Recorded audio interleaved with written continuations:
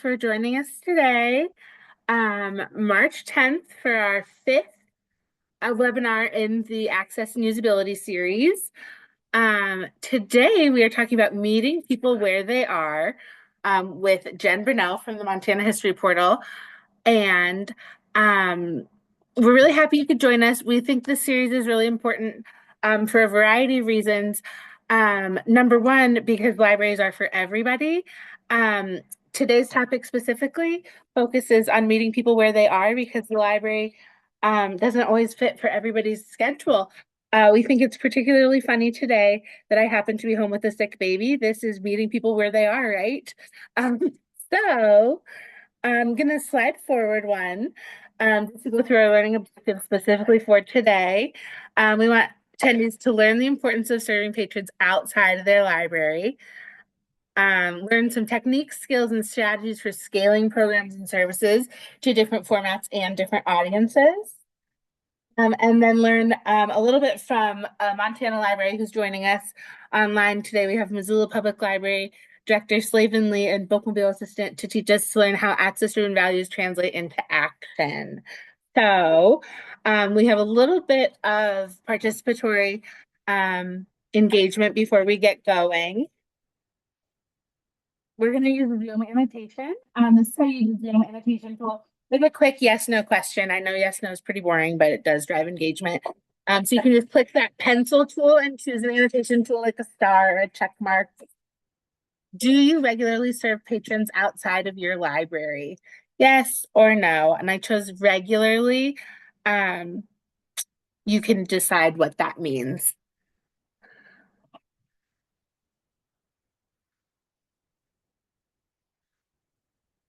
I see some yeses. I love that. Yes, yes. Great. Oh, Mark has used Zoom annotation tools before. He's a Zoom annotation artist. No. Well, maybe it's after today, things will change. Um, okay. I'm gonna give it like 10 more seconds. I don't actually know how many people are online, but I actually think if you were gonna engage, this is it. So thank you for participating. In the interest of time, we will keep going. Cole, you can clear that out. Thank you so much. So you know who's exceptionally good at this? Is Jen Birnel, the director of the Montana History Portal. I chose this image from the Montana History Portal from the Montana meme competition. I believe this was a 2025, not a winner, but it was a winner for me. So I just thought this is a fun image. Jen, I think you can take it away. I will turn off my camera and especially my video with this guy. Okay, Thank you. I'm going to replace the current share here and share my screen. And is that working? Share. There we go. Cool. All right. So I kind of changed the name a little bit, not completely purposely. That was kind of an accident, but also because I do think we're kind of meeting people in the middle often when we talk about taking services outside of the library. And um, it's something I get to do a lot with the history portal because I don't have a physical space. So I have to meet people where they are. And so I am pretty practiced at it, but I think there's a lot of things that public libraries could be doing along the same lines with great results. Um, so meeting people where they are, we want to get out of the library for programs. We want to meet our audience in their preferred space, and we want to meet your audience in a neutral space if possible. So those are some of the kind of the key points thinking about getting out of your library and meeting people for programming in different locations. And I'm going to talk about how you start. I want you to think about who your audience is. What's their demographic? Where do they gather already? You know, you don't have to always pick a place yourself. You can think about places where they already meet. What do they know and what do you want them to know? What's the purpose of your programming or your reason to gather? And I think I have that on there twice. Oh, no, what do they want to know? What do they want to learn? And what can you share with people that you think that would have of high interest? So all people have a base knowledge when they arrive to learning opportunities. But they have ideas, they have information, and sometimes they have misinformation. And recognizing their wants and needs can help you tailor that experience. So this list of questions can kind of help you guide you to set up for programming outside of your space and inside for that matter. And I'm going to kind of walk you through age groups that I meet and where I meet them. So I'm going to start with children and preteens. They often are already in schools, child care facilities, and clubs wherever their clubs meet, and that could be a variety of places. But I try to take learning to where the kids are. You can see a photo of me here. This is in Bonner Public School. And you can see that there are laptops in front of each of these children because the school provides those, as well as the history portal is on the screen in the background. This was an opportunity for us to examine the history portal, and they got to search the site for their research topics. Their research topics were set up by their teacher, and he invited me into the classroom to speak and to show the kids how to navigate the history portal. But there's a lot more you can do in a classroom. And you could share some of these in chat if you have some ideas, but I was thinking about you can offer books, you can offer kids how to research and bring in specific materials and how to use those specific library resources. You can work with a local teacher to bring a piece of the public library to the students. You could speak to club leaders and ask what their wants and needs are if you take it to a club rather than a classroom. Um, and then there are things that we offer through the history portal and through the state library in general, like our Lego contest, our writing contest, and our meme contest that would be a really great partnership with different schools or different club organizations that provide opportunities for children and preteens. And those are all things that are available in our on our state library website and on the history portal website that talk about how to bring those in and do some activities with younger people. Um, I just had a thought that left my brain. I hate it when that happens. Bobby DeMontney, the lifelong learning librarian, also offers things that might lend itself well to children and preteens in a school or club setting. Teens and young adults. So high schools, junior high, high school, universities, clubs and organizations again, but also think about where they meet, their hangout spots, coffee shops, restaurants, that sort of thing. And then parks and outdoor spaces when the weather is appropriate for your topic. You want to be thinking about where to get together with them in a place that they might already gather. Um, Teens in particular tend to be mobile, more mobile than children and preteens. In other words, they can get to a place easier, but they also move in packs and clusters. And you want to think about that. They rarely show up alone. They'll show up with three or four. They also are very good in their comfort zones. So this is why it's a really good opportunity to take it to them rather than invite them into the library space, as it may be uh, daunting for some kids to come into the library. Some of them are very comfortable in our library spaces, but that doesn't mean all of them are. Um, it also may be seen as extra learning, and if they, especially if they're invited into the library space, and some kids have had it with school and with that conventional learning, and so that can be a challenge. And you're competing with their fun. If it's outside of their school hours, anything outside of that is their fun time. So you want to be thinking about that and include a lot of joy in those programming for teens and young adults. Think about sponsoring an activity or a program in a place teens and young adults are likely to be, and keep your focus on high interest topics. Sometimes trendy topics are a really good way to get people involved. And I encourage you, especially with working with teens, to ask for their input. What's going on in their worlds that they'd like to learn or know more about? And then again, this is a really good way to reach or opportunity to reach out to local clubs in your area to ask to speak. 4-H and Scouts are two that, of course, come to mind, but there are many more potential opportunities to reach out and get involved with specific organizations. Um,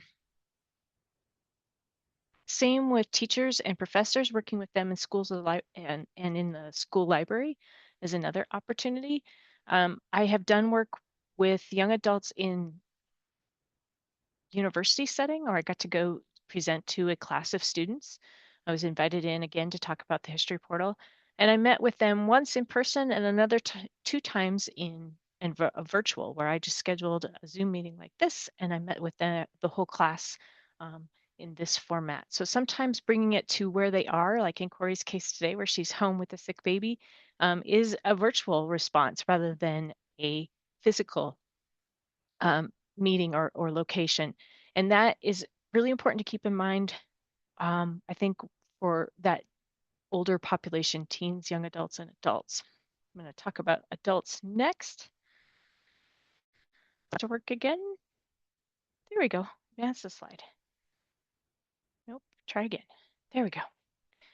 Adults, and we think about adults as the ones that can come to the library, right? They have the mobility, the vehicle, ways to get to us, but it's also the people who are often the busiest.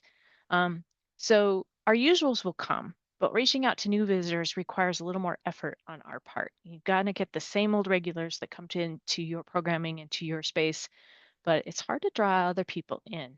And so thinking about, again, clubs and organizations in your community that you can partner with or talk to about coming to present. Again, they're hangout spots. Um, and because parents are at schools and in their workplace. And I think it's something that we forget, that sometimes going right to a workplace, even if you're only meeting with 4 or 5 people or 2 or 3, it's meeting people that wouldn't have known about your services in the past. And so giving them the opportunity to learn something in their space might be helpful. And then that might meet their needs way better than actually taking time out to come to the library. Um, I highly recommend that you think about the organizations in your community too, that where you could ask to be a speaker at their next meeting. Lions, Elks, Rotary, Chamber, Jaycees, Women's Club. There's lots and lots of groups and things that adults tend to be involved in that they will attend, but they may not take the time to come to the library for a program. So maybe meeting them where they are in this case is a really good opportunity. Um, and then think of the groups in your community and think about bringing the library to them to discuss things like periodicals, books of interest, programs of interest. Um, there's lots of different things you could go and talk to them about at their meetings, but again, that's like thinking about who they are, what they want to know, and what you want to tell them. And you may have a lot of services that would fit a particular club in your group. Thinking about, for example, a gardening club might be a really good thing to go talk about your community seed program, or the books that you offer about gardening, or your periodicals. All of those different kinds of topics might apply to a specific group within your community really well. My favorite group to go and speak with is the seniors. Um, I go to assisted living facilities, senior citizen centers, and nursing homes. And I put churches here, but I want to take a time to mention that churches are another place where people gather in your community and would fit any of the age groups. It just seems to be very natural fit for seniors because that's where they do spend time. They might have a very small circle if they travel about a lot, and the church might be included in that small circle of places they visit on a regular basis.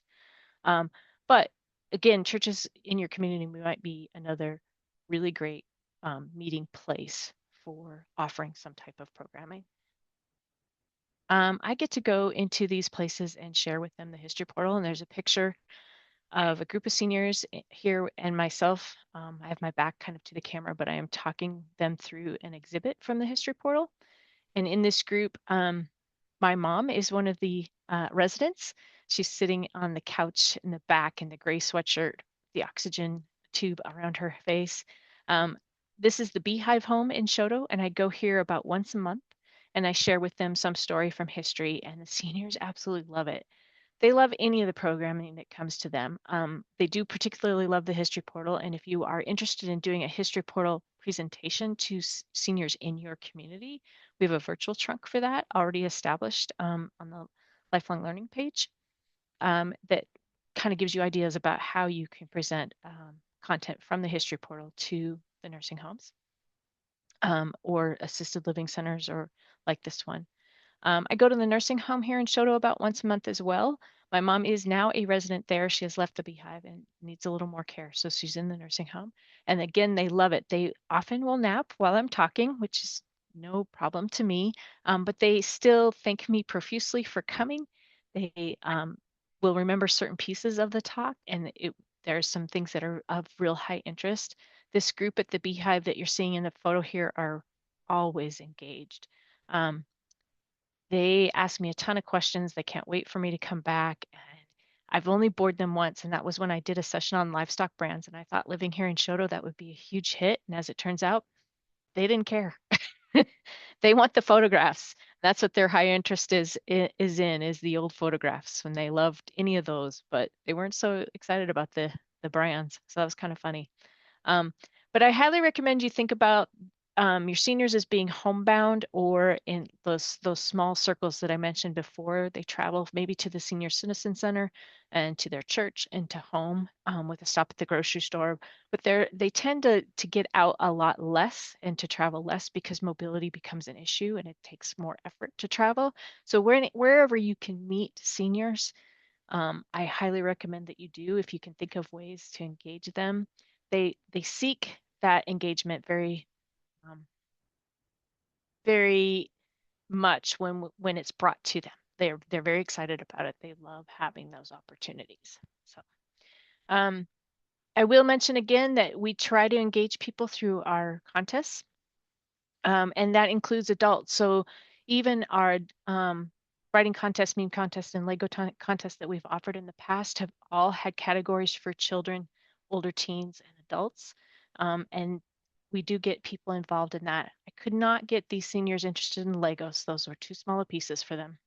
They were not at all, but they did love the memes, and we went through all the memes in one of my sessions with them, and they thought those were great. So it is an opportunity to involve adults with that kind of programming as well. So if you have ideas that you've shared in chat, and Clay is doing a great job of linking to the different things here. If you have other ideas that you would take to any of these age groups, I highly encourage you to put them in chat.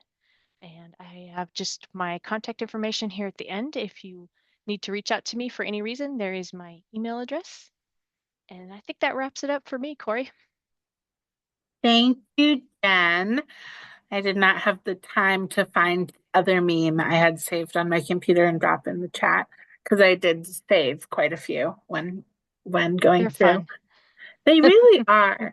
I don't have very much on my next slide. I just wanted to, I have a picture of a very nice bookmobile from the Missoula Public Library.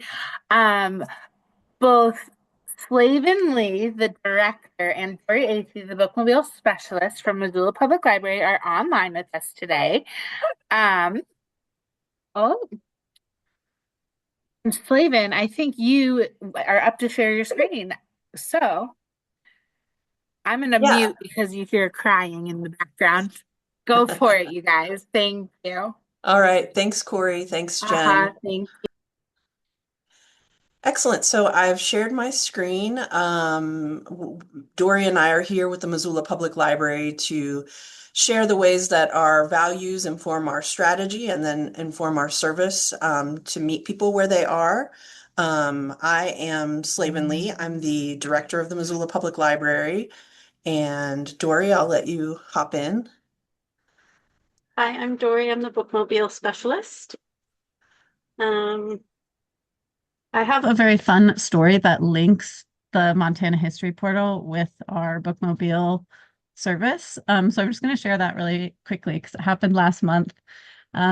We now use our bookmobile for home library service, which is we take books out and do library service in assisted living, skilled nursing, and senior living communities. And so we take a big cart of books in and meet all of our regular patrons and new patrons, and it's the best. And I have one stop that is a little less active than others. And last month I went in there and I set up the books and I was sitting and somebody that I didn't know came up to me and she started asking about an old book that she had read maybe in the 60s when she was a little girl, and she wondered if we could find it. Um, and so we did this, all of you librarians will know that that's like the best library mystery in the world.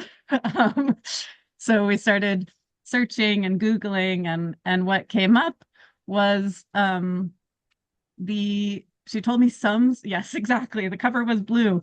In this case, I think she said the cover was yellow. Um, but and so she had some information about it. It was written by a couple of sisters in Missoula, and she did eventually remember their last name. And so we did some Googling, and what came up was the Montana History Portal, and we found a radio show transcript from 1952 about these two sisters. We were like scrolling through this like typewritten, these scanned typewritten pages. And I was like, I wonder if at the very end it's going to list their books. And it did. And we found the list of books and I read them to her. And she was like, that's it. And it was The Grasshopper, which we actually have in the Montana room as part of our Montana collection. And so I told her that it was available for her to go look at in the Montana room anytime if she wanted to go down to the library. So she was really excited. And I think that's just such a like beautiful little anecdote that ties all the work that Jennifer's doing in the Montana History Portal with the work that we are doing to bring library service into the community. And library service is so much more than just me bringing large text mysteries, to our people. So that was such a sweet thing, and how happy that we are to be here with Jennifer. So I just wanted to share that right off the bat, and then I'll give it back to Slaven. I love that story, Dory. And it's notable that you are on the Bookmobile right now. Yes, I'm calling in from the Bookmobile during home library service. So I wanted to talk a little bit about our strategic planning process. In, I think, May or June of 2023, we launched our 3 to 5 year strategic plan. And what we found during that process, of course, we surveyed the community through online and paper surveys and through talking to people in our libraries, and then also interviewing stakeholders throughout the community, especially folks representing groups that we felt like we weren't doing a great job reaching. So that turned out to be, people working with teens, people with disabilities, Indigenous community members, and then refugees and new immigrants in the community, or nonprofits working with those populations. And what we heard during that process, the challenges that came up were that this was such a consistent messaging as we went through all the data that we collected. People were feeling isolated and like resources were siloed. So it was hard to know where to go to find information because there just wasn't a lot of sharing of information and maybe some protection of resources.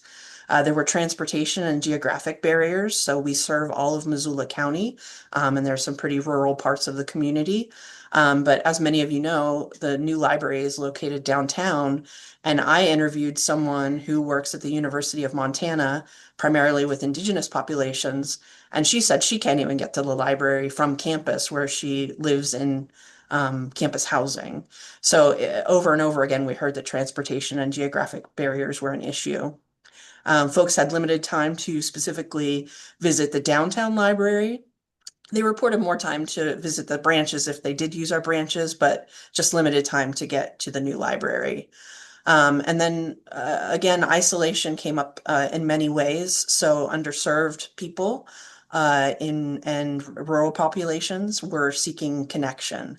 So we wanted to figure out how we could connect people to the library and all of the resources we have. So we felt very strongly that it's not just our responsibility to open doors, specifically in this beautiful new building we have, but it's to remove barriers. And a priority that emerged is community engagement. So the community engagement is really the focus of so much that we do here at MPL. So we took those insights and we translated them into actions. So the community engagement team and the broader library team works to do that community engagement work. And for us, that means bringing services into neighborhoods. It means building partnerships with trusted community groups. It means designing spaces and programs with priority communities, and then leveraging our all under one roof model, not just in the building, but beyond it. And one big part of that strategy is to bring those doors into the neighborhoods and bring them closer to people so they can come on the Bookmobile. So we use the Bookmobile to actually bring library service to people who are having a hard time making it to the library for any number of reasons. And one notable thing about that is that the all under one roof model, here in the library downtown, we're co-located with four nonprofits, and we share services and collaborate on programming. Mm-hmm. Yep, and I am able to, in the Bookmobile, also bring resources that those community partners prepare out into the community. So here are some images that show so many of the ways that we are doing community engagement. We have this Empower Place photo, which is an off-site location where we do some library work. There's a collection there. Is this PCC on the right here, Slaven? I think so. Yeah, we've got Project Community Connect, which is a huge library and community initiative to support people facing resource insecurity in Missoula. That's actually happening here in a few weeks. This is the Bookmobile here on the bottom left. And then this is us at the powwow, I think last April. So those are just a few representations of the work we're doing out in the community. And the Bookmobile in particular is about extending access to library services. We launched in September of 2024. And in 2025, fiscal year 2025, we had about 4,500 patrons come through. We circulated about 7,500 items. We integrated the Bookmobile into our existing home library service program, which is what I'm doing right now. And we go all the way up to Sealy Lake. We go all around the county to some of our more rural areas to do Bookmobile stops. And the sort of initial foundation investment in this Bookmobile was $300,000. Anything to add there, Slaven? Just with the foundation, I think it was about 150 individual donors and then a couple of corporate donors that made the Bookmobile possible, because we did not have money in the budget to buy a Bookmobile. So it's 100% community funded.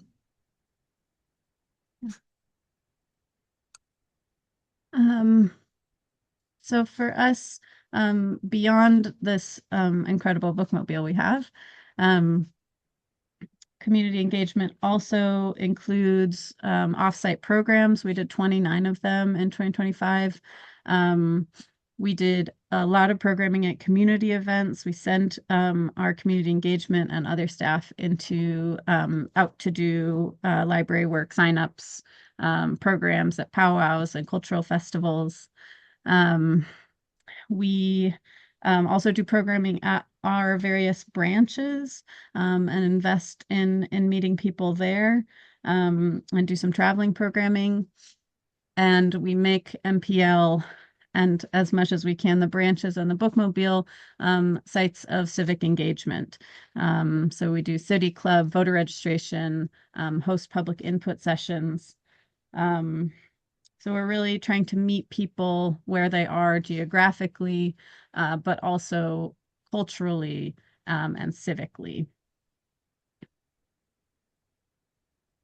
So a big piece of that is also designing with the community and not for the community. In our community engagement, we learned that, or our strategic planning process, we learned how important it was to listen.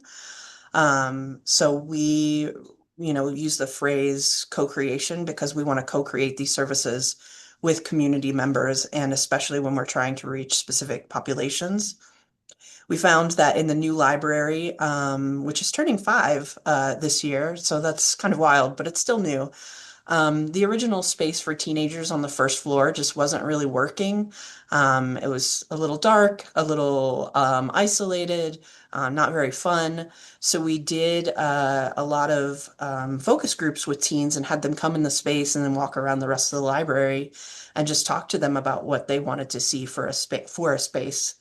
And something we heard resoundingly over and over again was that they really loved the second floor, which is designed for children and families. It's really colorful. There's lots of play. The Spectrum Discovery Museum is there. So teens were saying, we want to be here too. This looks fun. And what historically we had maybe heard was that teens didn't want to be around younger children. But I would say at this time and during these focus groups, we heard the opposite, and kind of heard teens say that they felt like a mentorship opportunity to be around younger children. So we decided to move the teen space up to the second floor and integrate it with the other youth services areas. And that's been quite successful for us. We definitely have seen an increase in teens being engaged with the library.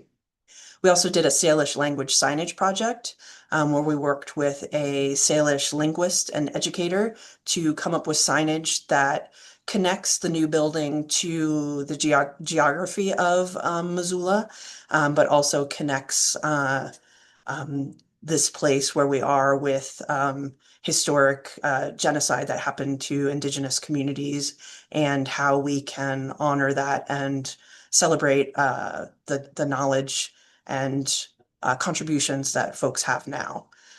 And then we also did accessibility assessments and continue to improve our spaces based on experts from Summit Independent Living, which is an organization that works with people who have various disabilities. So we did some audits of our spaces to figure out what we could do to improve access, which even though this is a new building, we really needed to make some improvements, and that was quite helpful. So again, community engagement is about co-creation for us. As we tell the story to the community about why community engagement is important, because as you can imagine, it is a strain on our resources sometimes to send people outside of the building or do this thoughtful co-creation processes, that sort of thing, processes. It's very important to tell community members the story of why that's important. So I like to talk about the return on investment of that. So this approach saves time, which we heard people wanted in the strategic planning process, travel costs, household expenses, and then public dollars, of course. So any opportunity we have to share that information feels really important because, you know, we want to demonstrate that we have strong public value. So that's it for our slideshow. Dory, did you have anything you wanted to add? I don't think so, but always happy to if anybody's ever in Missoula and they want to learn more about the Bookmobile or come out with me on the Bookmobile, or I'm sure hang out in the building, please let us know. And yeah, let us know if you have any questions. Speaking Yes, of right along. questions, look at that. Thank you guys so much. That was really, really great to hear from you. And I really liked what you said about designing with community and not for community. I think that is just a very well put way to just, yeah, say like you need to invest with your community. And yeah, sometimes it takes a little bit longer to suss out what people need. You have to go to them, right? If they're not coming to you and you don't know sometimes who you need to go to. Um, these are all things that your consulting team at the State Library are happy to talk through with you for librarians who may be on the call today. But you know your communities, so definitely build those bridges. I think that Missoula Public Library in their new space with the partner organizations being co-located is really not, I want to say innovative for Montana. I think that's a really, really excellent model. So thank you guys for sharing with us today. We are happy to take some questions. I don't have the chat open at the moment. Karen, Hudson Valley, please unmute yourself and ask something. Hi, thank you. Slaven, I just wondered if you could talk a bit more about your outreach process, about your co-creation process. It's very different for you in Missoula than me in Ennis, but I just wondered how I imagine it as kind of a ripple effect, reaching all your partners and all your interested people. But yeah, could you just talk about that a little bit? Yeah, for sure. And I'll have Dory chime in too, since she's doing the work. I acknowledge the privilege that we have here in Missoula when it comes to resources and support and density, all of those things. What I love about community engagement and outreach and co-creation is that it's very scalable because it's just about talking to people, which I'm sure you all are so good at. So I think before assuming that a certain program will be of interest in the community, having connections with whatever nonprofits are in town or churches or the other sorts of populations that Jen listed, and just gaining an understanding of what they want to see from their library can help you save so much time and create a lot more success because you're not just guessing. As a former adult services programmer, it's so heartbreaking when you work really hard on a program and no one shows up. um, so we found that these conversations can really alleviate that. So that's my recommendation for co-creation, just talking to people and figuring out ways to collaborate. Dory, do you have anything to add? Um, just one thing, which is hopefully complementary to what you said, Slaven, but I also think there's a lot of value in um like for me with the Bookmobile, sometimes um it takes many, many times, many, many stops for me and showing up, many instances of showing up um, for someone to decide they want to come in. Um, and so for me, in my particular engagement, um, there's some wisdom to that I've learned from other bookmobile specialists around the country that like it takes almost a year to decide whether or not a bookmobile stop is the right fit for a community because it just takes that long for people to decide they want to come on um, and learn about it and you know uh, the the word of mouth spreading through the neighborhood and all that. So it's hard for me to not um, like be demoralized sometimes when I have a really slow stop, but I just um have really tried to be patient and that has yeah exactly the ABOS list is wonderful. But just work really hard to be patient and see if people will come because they often do. And in the last couple of months, I've really seen some much a big increase in engagement in some of the stops that I was feeling like were uh, a little um, less of a good fit. So that's some wisdom from the bookmobile side, at least, um, is to keep showing up for people. I Thanks, I will appreciate that. echo that because I feel like that's the same thing with the history portal. Like I've had to show up at places over and over before people are like, "Oh, I see what you're doing here." It takes a while for people to one, see what you have to offer, and two, be comfortable with what you're showing them. So I know I've done some sessions where I'll get two or three people, and then suddenly it's 20 people, and that word of mouth is really big, and that time to kind of digest. So I think that was a really good point, Dory. And I still get so many people asking how much it costs. Um, and so just knowing that it's going to take somebody 3 times seeing the bookmobile to sort of decide they're going to come in and ask how much it costs to come on the bookmobile. Um, so there's a lot there. Yeah, exactly. There's like so much that people have to overcome to decide to engage. And I just try to be as patient as possible. Yeah. Yeah, people don't believe the history portal's free either. Like, Yeah. okay, but where's the fee? Yep. Like, no, there isn't one. I recently helped a patron that Dory issued a library card to at, I think, the Watershed Navigation Center, which helps people who are experiencing homelessness or being released from jail. And he had just been released from jail, got a library card from Dory, and came to the downtown library to see what it was all about. And he was in awe. He was like, "This is like a giant bookstore. This is free." And I just love it when that connection works, where Dory shows someone something from the history portal and they come to the library, or give someone a library card and they go to this place that they've never been before. So I think that's really special. That's heartwarming. That just makes me smile adoringly. I love it. Uh, I was a longtime programming and outreach librarian at Bozeman Public Library, and I would regularly go out on the Bookmobile. Um, and to Dory's point about consistency and showing up, it's really hard to go to a stop and have nobody there, or plan something at somebody's assisted living facility, or even somewhere where they're a little less assisted living is a little they're already there, but somewhere where people have to like go into their neighborhood thing.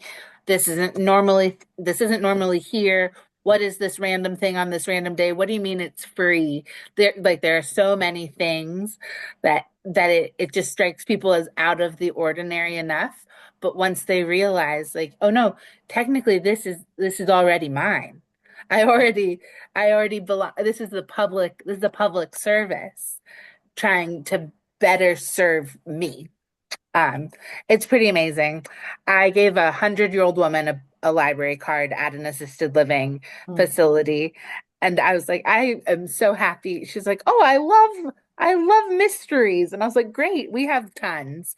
And knowing that you love mysteries means we're going to put more mysteries on the bookmobile. And what do your friends like to read? Tell us. Tell us, what do you want? We'll bring it to you. Yeah. Yeah. Libraries, this is already mine. Maybe that phrasing will work in today's world. Because I think a lot of it, right, is just about um, letting people know what the library has to offer. And speaking to a group of library and information professionals right now, it's like preaching to the choir. But if people don't know what's available, they just don't know. So how do we libraries, this is already yours. Come and take it. Maybe that's our marketing. Come and take it. Maybe not. Related really quickly, I do want to share that before there was the Bookmobile, we provided home library service. Staff provided it out of their car. It was very labor intensive and challenging, but that was a way for us to at least establish those relationships. Yeah, a good old library Subaru or something like that. A hatchback, hopefully. Something you can load cart or yeah, load crates into easily. Mhm. What other questions online? I've kind of been monitoring the chat.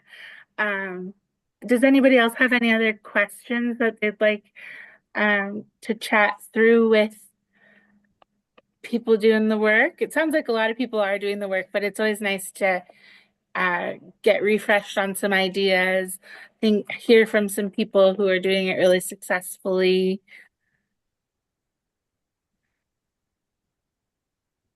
Quiet group right now. Is it nap time for everyone?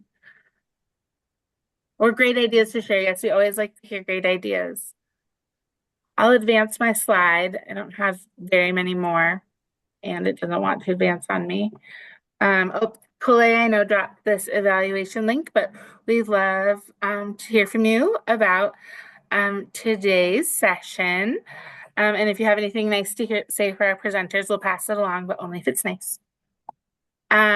We have one more session in 2 weeks from today on March 24th. Where do we go from here? We're going to just hear other stories from peers around the state, kind of covering a range of things, since this whole access and usability series has been pretty wide and far reaching, from ADA compliance and grants to outreach services. So we're going to hear just from libraries all around the state, because it's nice to know what people are doing and what's available for everybody.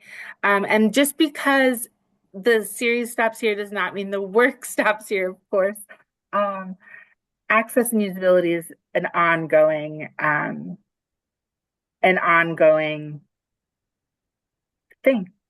Sorry, my brain's not fully working today, you guys. I apologize. Um, I think that's all I have to say. In the chat, there's a question from Yeah. Mary and Joliet. What do we have here? When you go out to community events, what type of activities do you do? I think anyone can answer that. I think everyone can answer that. I can start. I do all kinds of stuff. I serve a lot of kids, and a lot of kids with whose parents and caregivers I will never meet, because they're still at work or for any other reason. So I see a lot of kids who aren't necessarily using the bookmobile for books. I bring them scavenger hunts. We I bring them crafts to do. I bring science kits that Spectrum Science Center brings, and sometimes we do those together. Um, we also just will bring yeah, we do a lot of crafts. People really love a little craft to stop by and do and take with them. We have experimented with doing story times with some of the more kid-focused stops, but we haven't had that much success with that. So we really focus on, yeah, like doing stuff with kids that they want to do after school, stuff that's really play-oriented, really unstructured. So that's what I do on the bookmobile.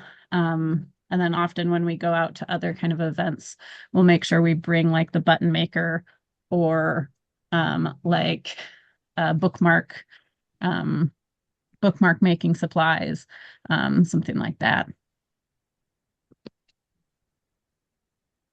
I found the button maker to be incredibly popular with adults.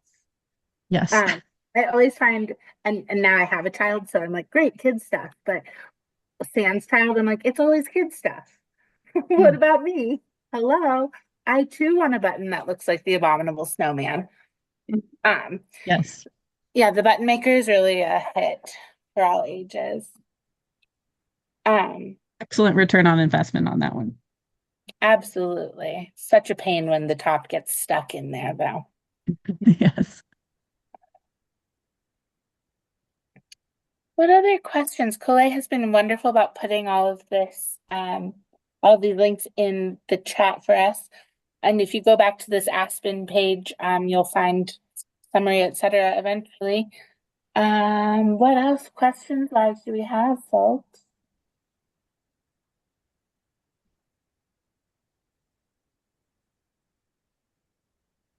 Cam mentioned the book bike at Lewis and Clark Public Library. Do others use things like bikes or other vehicles besides Bookmobile?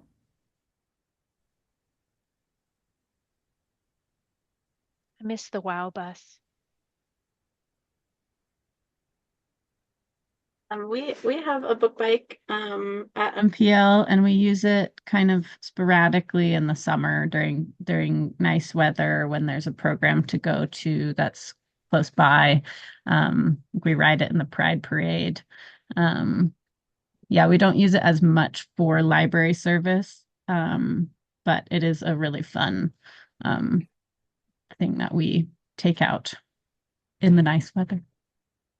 Book bikes are, in my humble opinion, a really great advertisement for the library, but very hard for actual service. They have a book bike in my hometown, and yes, they bring it to the farmers market and things like that.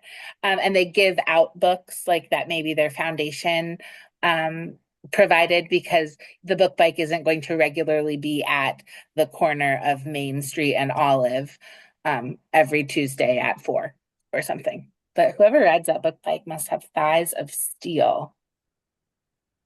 I just can't imagine. Yeah, any other interesting outreach vehicles? You know, horses back in Appalachia were um, a popular vehicle for library distribution of materials. I can see that still going off in Montana.